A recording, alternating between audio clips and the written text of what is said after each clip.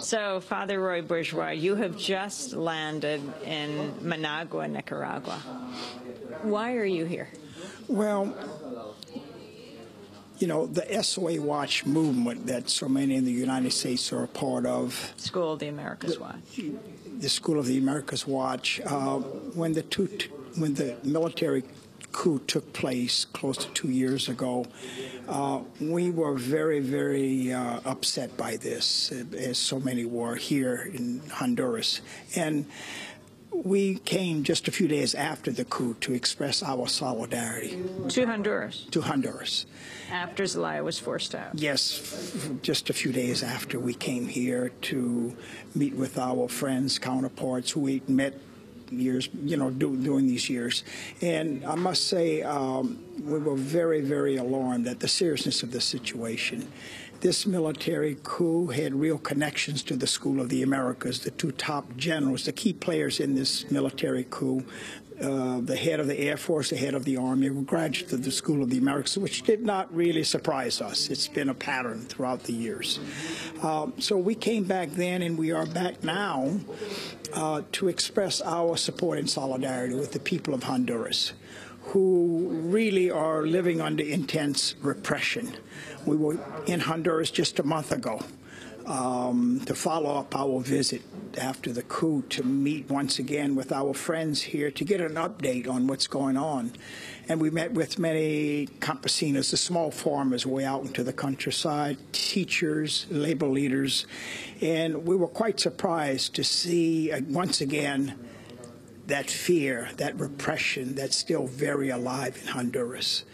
What saddens us, though, is that, well, first of all, when the coup happened, what we heard was President Obama, immediately after the coup, did say that it was a military coup and that the President Zelaya, must return with no conditions. He was the democratically elected president.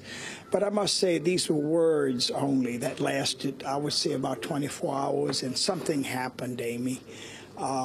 They got to President Obama, and he did not use that word ever again, along with Secretary of State Clinton and others. Those who use that word coup, when it actually, what do you call it when the president, democratically elected president of a country, at 5 o'clock in the morning is awakened with his pajamas at gunpoint and put on a plane and flown out of the country and could not return? What do you call it other than a military coup? And actually, a few days later, we came here where we met also with our U.S. Ambassador Lawrence. And he also referred to it as a military coup. And they said the same thing as we were saying. What do you call it if this is not a coup? But something happened. They stopped using that word coup.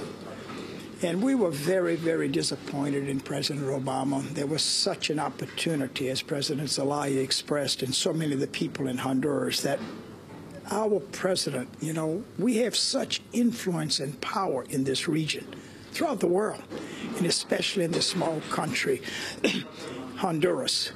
We really could have done something within a short while to bring President Zelaya back to this country, cut off military aid, withdraw our U.S. ambassador, but none of this happened.